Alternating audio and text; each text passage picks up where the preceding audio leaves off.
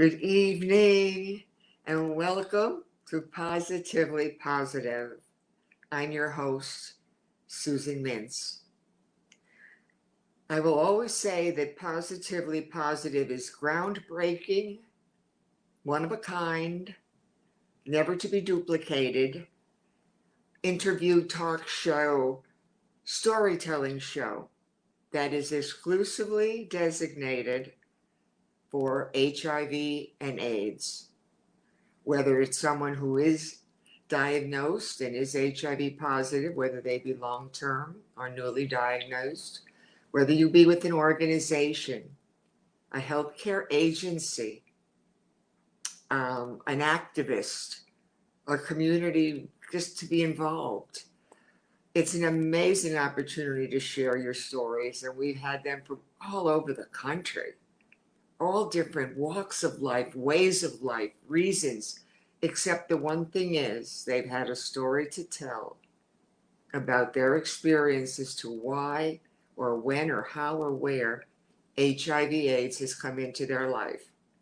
And I'm so happy to be able to have a show like this where we tell stories when the media, the national media and the media in general doesn't want to talk about HIV and AIDS.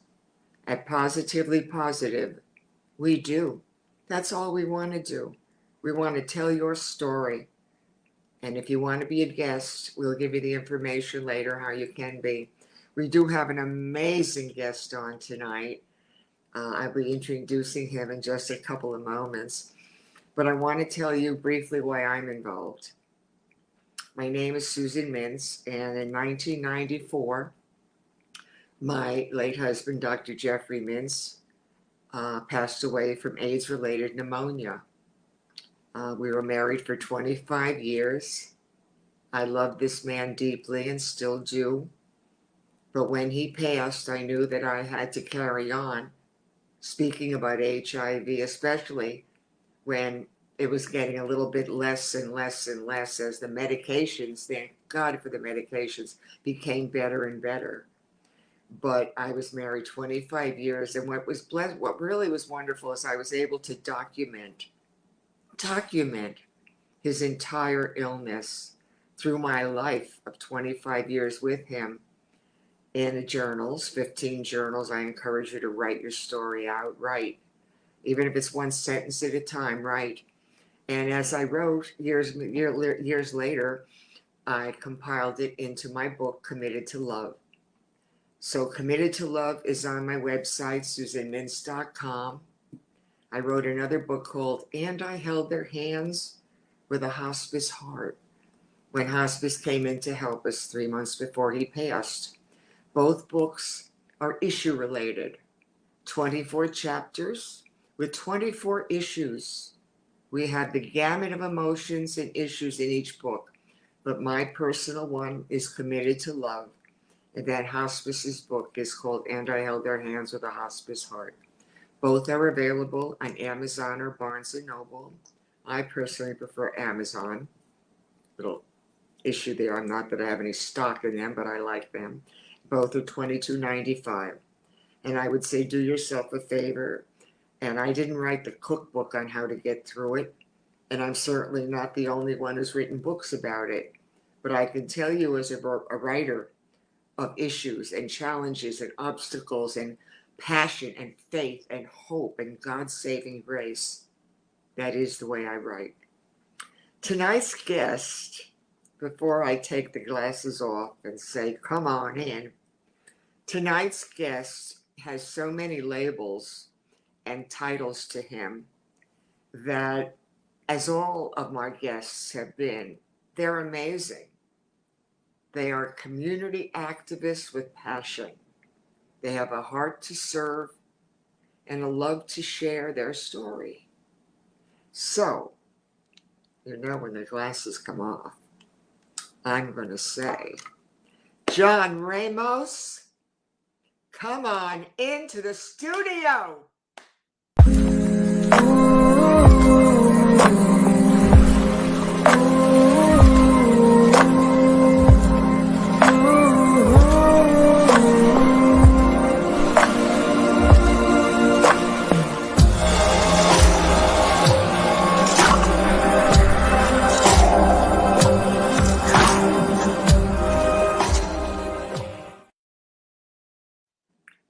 my friend who I haven't seen in years.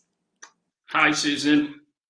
I remember it was pre-COVID and I have so many questions to ask you. It was pre-COVID when I spoke before your group, which we'll get into, down at the World AIDS Museum. And it had to be, what, 6, 7 years ago? And I was talking about the stigma that existed then. hmm Does it still exist? It does. It's actually getting a little better, and I can talk Mhm. more about that in a bit. But thank you so much for having me on your show, Susan. I And love it. Ricardo, thank you. You said in your bio you were an army brat and you were in Munich, Germany. Yes, I went to school there. And from Munich, how did you end up in Maryland? Well, the University of Maryland has a branch in Munich, Germany. And so I actually attended the school there that was run by the University of Maryland. But I ended up living in Dallas, Texas for 20 years before moving to Fort Lauderdale, Florida. How many languages do you speak, including accents? Well, I like to say I speak fluent English, Spanish. My parents are from Puerto Rico. And we living in Germany, I did pick up some German, but a lot of that is so long ago and words that aren't to be repeated on this broadcast. Oh, you could. Those are the ones you don't forget. No, it's like in Yiddish, in Hebrew, we have certain words also that are not to be spoken in public, but behind the scenes. Right. Yeah. It says here that I know there's so many things to say about you that you're an LGBTQ organizer, an activist. You've been a mentor. You facilitate groups. Tell me about the community, how you got to Fort Lauderdale where you are.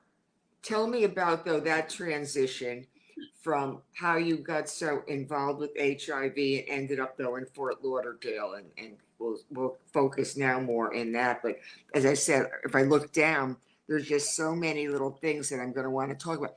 Oh, the one thing I really wanted to know about was Yeah. what is to we'll get to Tuesday's Angels. Make sure I remember that.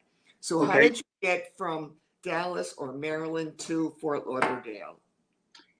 Well, for many years after college, I lived in Dallas, Texas. I was diagnosed with HIV in 1985. Mm. That's 39 years ago. And I'm one of those who had no symptoms whatsoever for a solid 10 years. And I was working at a high level management position when I became very ill all of a sudden with pneumonia, was in the hospital in a coma. And I realized that my life could end so quickly.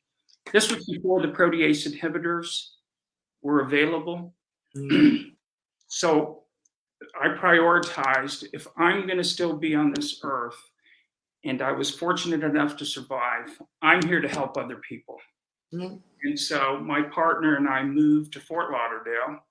I took disability, which was very generous, and it allowed me the time to become an activist. And that's the common thread. I said that there's a common thread in this show that is HIV and AIDS. It has to be somehow related. Your story has to be. But the other thing that's really, I think, even more important is every guest we've had on has been an activist, an educator, a community involved person who has said, if it's going to be me, I want to share it with others and be active. I think that's been so empowering for Mhm. me to see where people from organizations or volunteers or healthcare agencies who didn't have to get that job, let's Right. say the job with the health, but they chose to because they felt that burning inside of them to do something with this. And 85 was really new on with this. I mean, it was only in 81 that it was first even thought of. So you were very early died. Very early and very fortunate. So once I moved to Fort Lauderdale, I joined a support group for men with HIV. That was 22 years ago. And it was from that support group that I became more involved in the HIV community, in reaching out and helping people and getting them to attend the group meetings, which became very therapeutic for people who were newly diagnosed or people who were afraid, who were stigmatized. Mm-hmm. And it was having this core group every week that helped so many people. And then eventually, I became involved with starting the World AIDS Museum Mm-hmm. through my involvement with Positive Attitudes. Yeah, I want to get into all that also, positive attitudes. I think that, and I remember seeing it all the time come across. And then I finally went to the meeting and I spoke, and then I went several other times. Just tell me briefly, no, don't briefly, we got all night right now. Tell me, what is Tuesday's Angels? Tuesdays Angels was an organization I worked for 5 years when I first moved to Fort Lauderdale, which started as a group of men who wanted to help those living with HIV and had low income and didn't have the means to pay their bills, their light bills, their mortgage, their car repair, their electricity bills.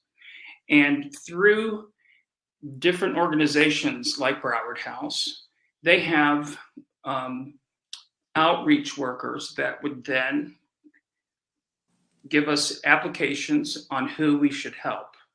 And I was the person who at the time would receive all the applications, and we would review their qualifications and basically help people.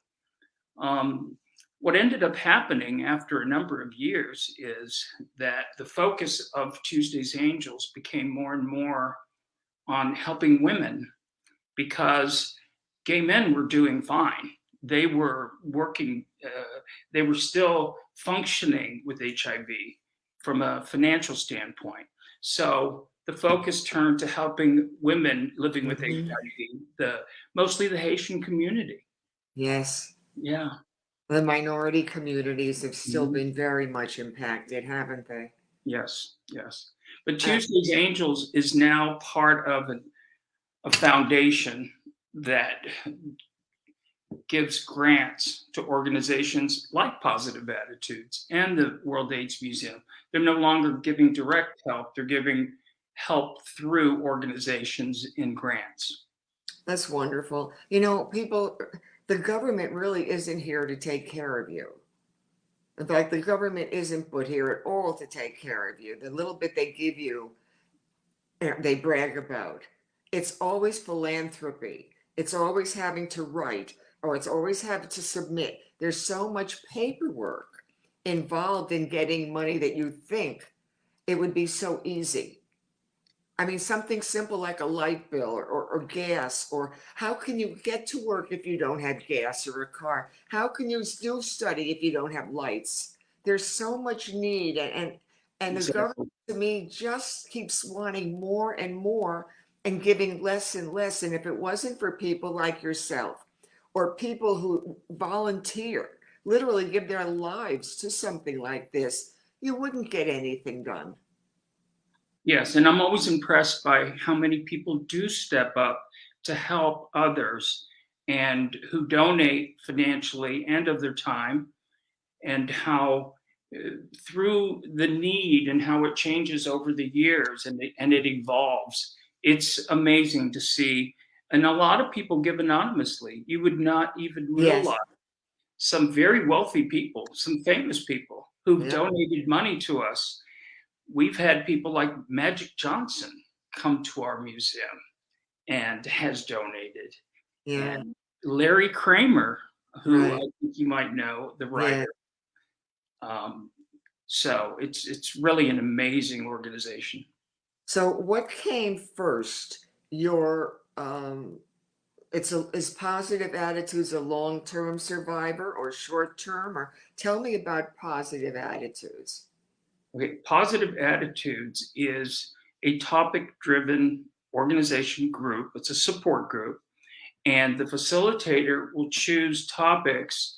Often we have speakers like doctors who want to come in, or therapists, or motivational speakers, and talk about different ways how we can improve our lives. We play games, we go to movies. Yeah.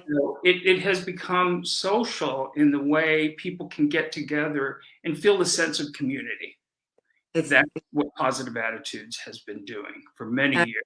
I remember after I did speak at the group years before COVID, or a few years before COVID stopped everybody in its tracks. I do remember that I went to many events at the World AIDS Museum, which we'll get into. It's such a incredible facility. But I do remember seeing Larry Kramer, and I took pictures of everybody on the wall. And my pastor, Pastor Billy Thompson of the church I go to, he wore number 55 and he played with Magic Johnson. So I was taking all the pictures of Magic Johnson so I could show Pastor Billy. But that the world, do you have more men or women in all ages, or what are the demographics with Positive Attitude? And we'll have all that information on the screen for people. Will they be able to contact you? Or I want to hear a lot about that. Tell me about the group. I know I heard the dentist speak once. I've been to a few events there, but you had a dentist once from Broward that I went and I heard speak. And then a couple other people, but I remember the dentist because I was a hygienist, so I remember him. But tell me about the demographics and if they're newly diagnosed or how they find out about the group. Well, 22 years ago, when the group first was organized, it was specifically to help HIV positive men living with the condition of HIV.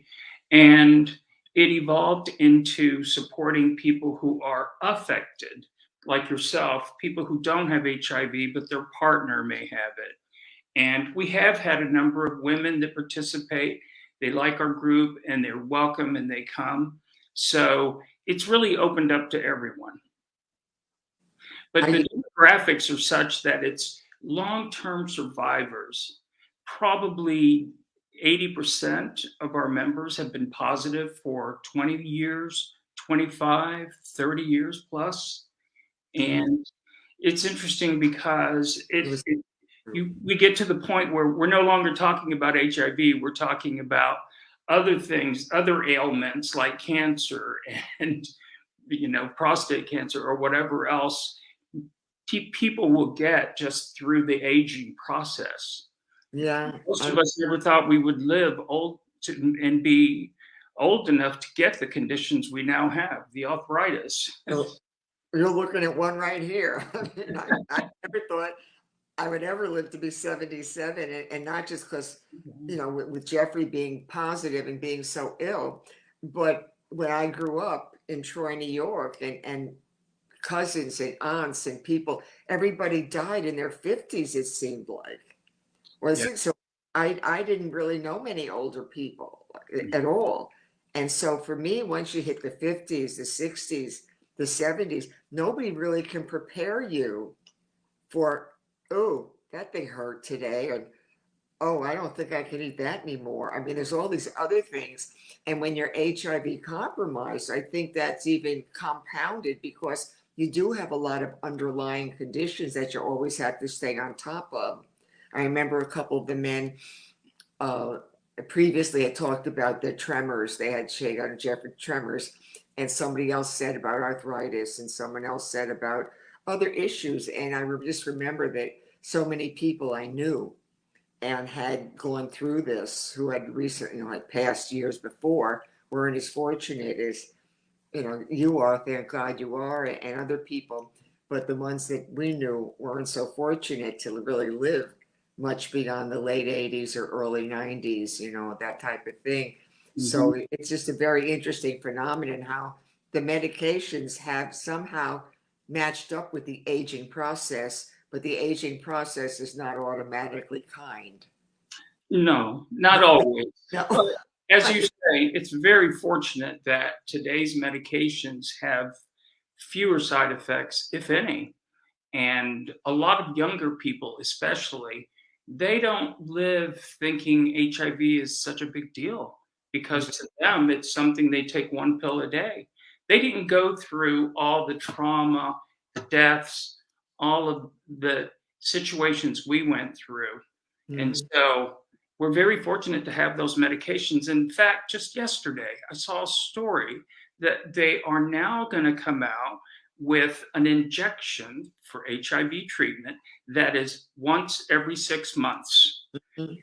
Now, if they can do that, why can't they have a vaccine, right? Yeah, okay. Why not? After all these years, isn't Yes. there a vaccine? Yeah, It's not worth it to keep you healthy, honey. There's no money in keeping you well. This is a $1 billion industry, even if you take one pill a day. that's true. That's the credit call Pharmaceutical like you do. companies, they know how to milk it. And the only people who look happy on TV are those taking those magic pills. And they're just happy and they're going about everything smiling and then try to apply for insurance on it. Try Mhm. to be laid off and not have insurance. See, I see the good and the bad because I've been around long enough like you have. But I'm always wondering why are the commercials with every illness, they're so happy that they're taking this and they can be well. I don't know many people who are smiling taking and not just HIV meds, but whether it's diabetes or whether it's high Mhm. blood pressure. I wouldn't leave my doctor's office smiling and jumping for joy and singing in the rain if I Mhm. knew I had this condition. The advertising is amazing, isn't it? It is, and it can be false and misleading. Um, I did want to mention to you, though, along with that, we were talking about stigma, and Hmm. Positive Attitudes Group really has a mission of helping with stigma. And the World AIDS Museum, which started from Positive Attitudes, the members, Steve Stagan, who was our founder, he put together these displays. They were photographs that we put on cardboard boxes. And we started going around to places like churches and schools and talking about HIV. And we had pictures of famous people like Rock Hudson, people like Liz Taylor, who was such a support, Yeah. and Princess Diana. Hmm. So there became an interest in the history of HIV. And so Steve, along with myself and several other people, put together this exhibit and turned it into a permanent exhibit, which became the World AIDS Museum. And And it's now mar- celebrating 10 years. oh, it's marvelous too. For those of you, give us the address, but for those of you who have never been there, it is such an incredible experience to see in pictures, in stories. It's a day. I mean, it's just phenomenal. When I first went there, I mean, I just was chilled when I saw the covers. You saw what it was little children in Africa at first, and then you Yeah. see Elizabeth Taylor, and then you'd see all these different dichotomies Mhm. and diversities of people, and then the stories you can just sit there and read the stories. And I haven't been there now in several years, and I'm sure it's even evolved where there's so much more. Tell me, and so you were one of the co-founders. So the Yeah. Paz Attitudes ended up growing and becoming Mhm. World AIDS Museum. Exactly. So, as a result of setting up those exhibits about AIDS, we started getting donations from a lot of different sources and foundations and individuals who wanted us to have a permanent home. And it was the first and only museum in the Mhm. entire world dedicated to HIV/AIDS, and it still is today. It's There still. are, yeah, there are exhibits around the world, but it's an interesting situation because over 50 million people have died of Mhm. AIDS in the world. Mhm. And, we have people who have no idea what's happened now today. And as a result of the museum, the support group, I have some really good news I want to share with you, okay? And it does involve stigma. One thing that the pharmaceutical companies have done right is this PrEP Mhm. pill that helps people who are HIV negative to stay that way, Right. take the medication. So what has happened, Susan, is we went from being like diseased individuals that people were afraid of and they didn't want to touch and they didn't want to date or go out, to just another person who has a condition, and the fear has been so tempered and so lowered that it makes it easier to Mhm. have HIV today. And Yeah, that's good news. I think that's progress, and we should celebrate that it is. while knowing there's still a long way to go. It is. Um, the one thing though, what about people who are, let's say, under 21, who've never experienced HIV in any form? They have never lost anybody. They have no family members. And also seniors over 50. The Yeah. demographics, and I'm looking at on younger people because I've always felt that under a certain age, maybe it's 25, if you've never and you think you can still go and do all the drugs you want, or you can have all the sex you want because you've never been around HIV or even care that much. When I was high, I mean, early on when we were stoned and we were drinking and all that, I mean, you got some stuff, but you didn't have that. No.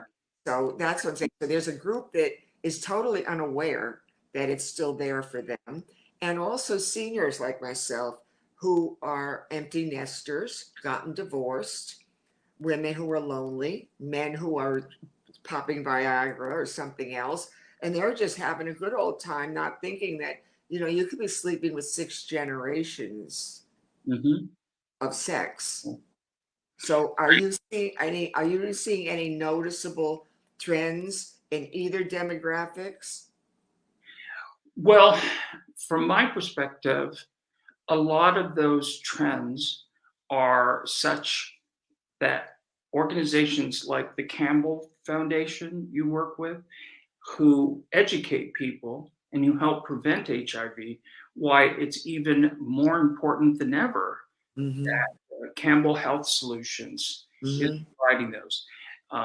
We're one of the few organizations at the World AIDS Museum and at Positive Attitudes that work collaboratively with the Pride Center, with Broward House, Mm-hmm. SunServe, with ArtServe, with the Sunshine Cathedral. We don't see these organizations as competitive. We see them as partners. Right. In what you are saying about getting the word out to young people or to seniors who need that, it's important that we do partner with these organizations so we can get the word out. Yeah, and you only hear about LGBTQ. It's all your LGBTQ. It's like everything's underground. No, there are organizations that are out there that are not underground. You don't Mhm. have to be associated with any one group. There's groups that have a lot of different kinds of people. There's churches that have all different kinds of people. It's not just for one group. Exactly. There's a lot of diversity and variety. And I think today, unlike 25 years ago or so, with the internet, we have the ability to find these organizations. Just Google something, anything you want, you're going to find it. Yeah. And that's really made it also much easier today. But don't you think it's interesting you bring up that? I just think though that everything has a yin and a yang, a pro and a con, Mhm. a good and a bad. It's just the lawyers. It's like lawyers. They always have, or there's a law or something. The lawyers, they want you to say yes or no, but yet it's not always yes or no. May I explain? And I think what you said though about the stigma and everything you have said so far has been so spot on. There's so much good. There is. There's so much that has happened.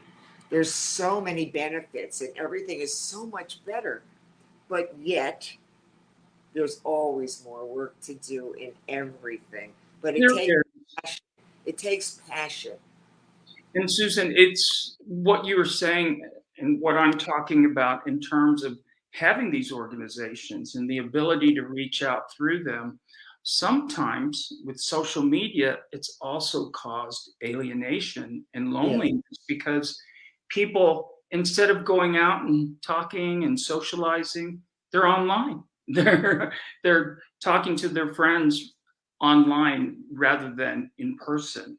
And so that sense of Yep. community is somewhat lost. It is lost. And COVID didn't help, but COVID's no excuse. The internet was around long before COVID. Mhm. Exactly. COVID, I think, just gave it that booster shot. Yes. This is so prophetic that we're talking, because there's some things I just said that, and I think that's what I love about having so many different guests with a variety. It's like a big garden of people. It's just put all your vegetables together and make a big salad, because everybody brings to me a different perspective. I was telling that to somebody today who I was speaking with, a friend of mine, and I said, there's so many people that I've learned so much from. It's not my story. It's not my love. It's not me. In the beginning with Jeffrey, when I was writing my book and putting it all together, if this Netflix series, quote, had happened earlier on, which I want a Netflix series, 9 episodes. I'm just putting that out there for anybody watching. 9 episodes in Netflix. It's bigger than a movie. Okay, it's bigger than a movie. You could have bought me for a movie a bunch of years ago, but now I'm bigger than that. But it really is amazing what I've learned. It's so not about me. You want to know about me? Buy my book. Have me speak before your group. But this is about so many other people. Mhm. I'm my eyes have been open to it, and it's been good for me to have this show, because I really have learned so much about why people are who they are, where they go, and how did this happen. And I was always a talker about myself, and through this show, I've learned how to ask questions. I'm so grateful for people like you who have that story. I mean, you come from Munich, and you went to Maryland, then you were in Dallas, and then you had from Fort Lauderdale, and then Steve Sagan, and you start Positive Attitudes, and then the World AIDS Museum. I mean, your journey, and you're still a child. Now, Well, this filter makes that much better. But I wanted to let you know, Susan, that I'm reading right now Barbara Streisand's 900-page book. And I thought of you in terms of wanting to make a movie, because she championed making Larry Kramer's book, The Normal Heart, right, into a movie. right, And one thing that really surprised me, Susan, was she states, my son, Jason, is gay. My son is HIV positive. And she makes no qualms about that. yeah. Now, if we could just get her hooked up with you to make a movie. I would forget the Netflix, Barbara. I'll take a movie with your name on it. You can write it, produce it, direct it, but just let me be the star in some way. Put somebody really good in the starring roles of Jeffrey and Susan. I also say that it could be HIV could be bringing us together for real, because I have never looked at it as a divider. I've looked at our country divided in so many compartments, and I see HIV as universal. Every country, every demographic, Yes. every denomination, every political affiliation. HIV, if told through the right lens and publicized the right way and promoted the right way, Barbara, if it's done the right way, and I can still talk and wave and say hello and wear gaudy jewelry, I know that HIV could bring not just this country together, but the world. Like the song said, we are the world. Yes, You know, exactly. HIV could bring the world together, because it doesn't care about any one thing. It's so ready to be a divider, a Yeah, reuniter, not a a divider. uniter, exactly. I want to share with you a thought. We have for many years put forth that because of HIV and because of AIDS, it was before we had literally 600,000 Americans die of AIDS. 600,000 people whose voices were not silent, who had partners and wives and Mm, husbands and friends and mothers. And what it took were those people did not die in vain. They died so that, as you say, those of us left behind can work together and help to solve this. And it is a worldwide phenomenon. Yeah, it really is. I just think it's all of us who've been on the forefront. It's like we have the Marines come in now because some of the colonels are getting a little bit tired. And the brigadier generals, we're just getting a little weary. Could we have the Marines come plowing through right now? And I just think the timing is so right for a love story. Hmm. And the other thing, I don't know if in your group you encourage it, but wherever I speak, and I've done it on Facebook and personally, I talk about the benefits of writing and how therapeutic it is. Do you talk about that with people in your group?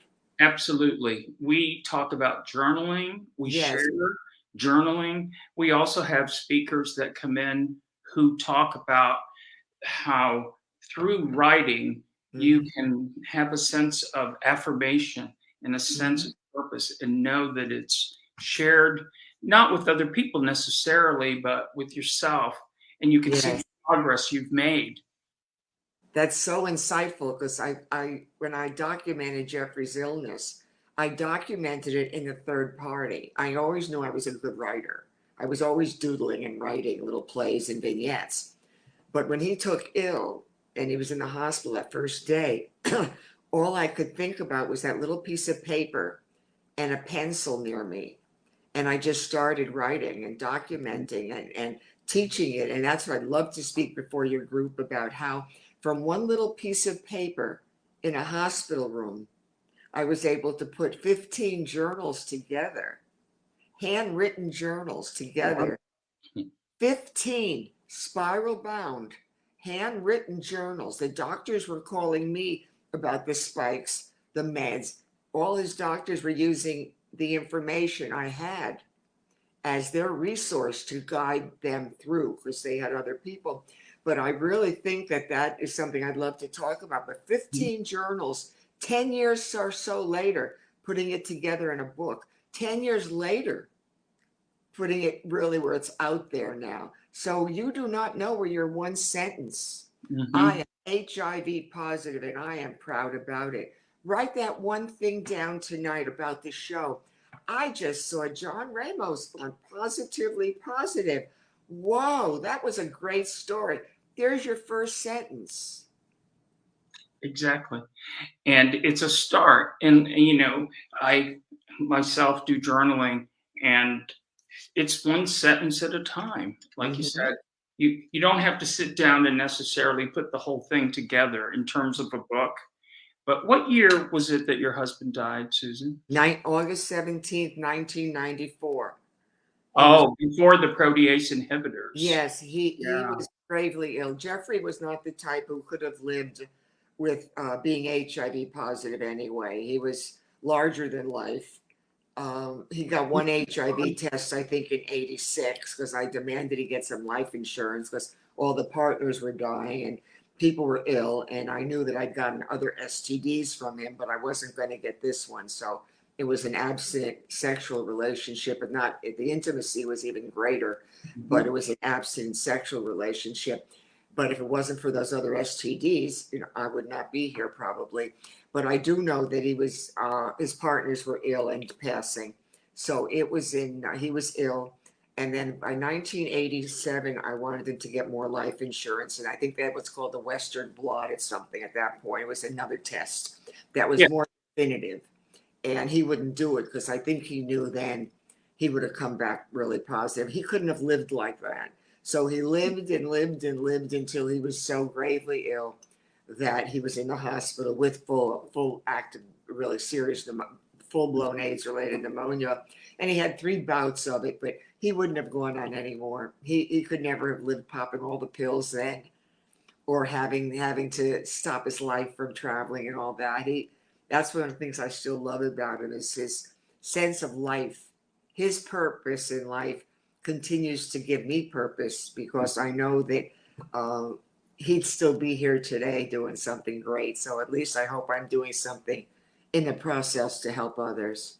Well, Susan, your story is very important, and I'll tell you why. Because Yeah. having met literally hundreds and hundreds of people personally that either died or suffered from AIDS, especially before 1995, they didn't have the partners or the supportive wife or the supportive person or parents to help them.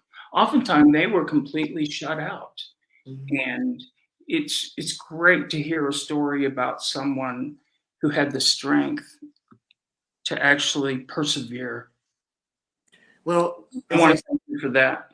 I as want you to come back and talk to our group again. I'd love to talk Long. about writing, and I would love to do that.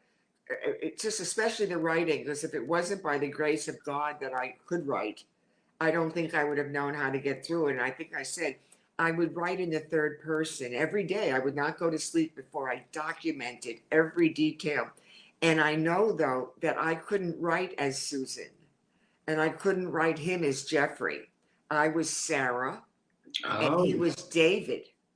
And I tell people that because many times, if you write in the third person, when you read that back, you say to yourself, well, if that person can get through it, so can I. exactly. So And that, writing in the third person, I have found sometimes can help make you more intimately honest and share details that you wouldn't otherwise do if your name's attached to it, right? yeah, it's wonderful to speak with you. And we're sharing certain things that are so, we have a commonality in that respect. But every guest that we've had on has contributed so much, and that part is so very very exciting. But you understand where I'm coming from, and I understand where you're coming from as far as several things we've discussed. But I do think things had improved drastically. But again, I still think though that um, I think when it comes to housing, transportation, being having access to the Yeah. Ryan White Foundation. Do Right. you have people around you who can help you access Mhm. this? Because if you don't even have an internet, or you live in some little teeny hick town, sorry, I didn't mean to say hick in a bad way. Don't anybody get screwed up on me right now. If you live in a Yeah. little teeny little bit of Iowa, and there's nobody around to even help, or your parents have kicked you out, or you've been on the streets. We had one lady who was a wonderful guest. She was on the streets Mhm. for a while. Mhm. How do you get help? Yeah, exactly. And you mentioned Ryan White, and that's still a tremendous resource for people if they know about it and Yeah, they go and apply. And yeah, it's getting the word out and education, which is what you're doing right now. I thank you. I hope you can get to Barbara Streisand. She's getting up there. She's about 77 too, isn't she? She's 81. Oh my heavens, I have a few years yet. Keep going, Barbara. I know. So, She's brilliant. how many in your group? And you have a phone, you have it was Pause Attitudes. We showed that on the screen. Do you Yes, also have specific and the World AIDS right. Museum.org? But tell me Mhm. then, do you have a phone number also we can list how to contact? Well, the museum has a phone number, absolutely. What is that? I can check that right here, right now. Yeah. We want to make it as convenient for people as possible so they have no excuse. Well, we didn't get the information. And we will also let you know when the show's going to air because it won't, we have a lot of shows we've aired, and it's marvelous. But we will let you know. And yes, again, if you have other people who want to be on, I just think the World AIDS Museum isn't, is it? Oh, I hear the music. you The hear it? phone number is 954 954. 390 0550. Richard will put that up on the screen when we get it. Just say it again, please. It is 954 Uh-huh. 390 0550. That's wonderful, World. And is there any specific person or just leave a message? Whoever answers can help and direct someone to either myself or to whatever resource they need at the museum. That's wonderful. So Yeah. we're all working together to help in this crisis, which should not be a crisis at all. And we're working to help HIV and AIDS. We want you to get tested. Number one, know your status. I'm sure you encourage that to everybody right off the bat. Get tested and know your status so you can make the right choices. Yes, we've partnered with AHF, the AIDS Healthcare Foundation. Hmm. They have testing centers throughout Broward County. They have one downtown, they have one in Wilton Manors, and Yes, free testing. yes, So there's no reason to not know your status because that's power and that's health. definitely. And Wilton Manors is also a wonderfully marvelous place to visit. Great restaurants, Mhm. wonderful dogs walking all over the place with their masters or mistresses. It's a wonder. So I want to say, John Ramos, thank you so much for this enlightening time we've had in sharing. And I really hope you have other people that want to come on and that I'd love to speak again before your group or hang out with all of you. Yeah, Other places too. definitely. That'll happen. And Yeah. let's be in touch for sure. Thank you for having me on your show. It's really an honor. And I appreciate sharing this with you and your Uh, audience. and you say hi to Steve for me. I shall. I remember him too. So Yeah. together in the fight to end HIV, AIDS. Yes. Thank you. Oh, thank you. I never know when we're official.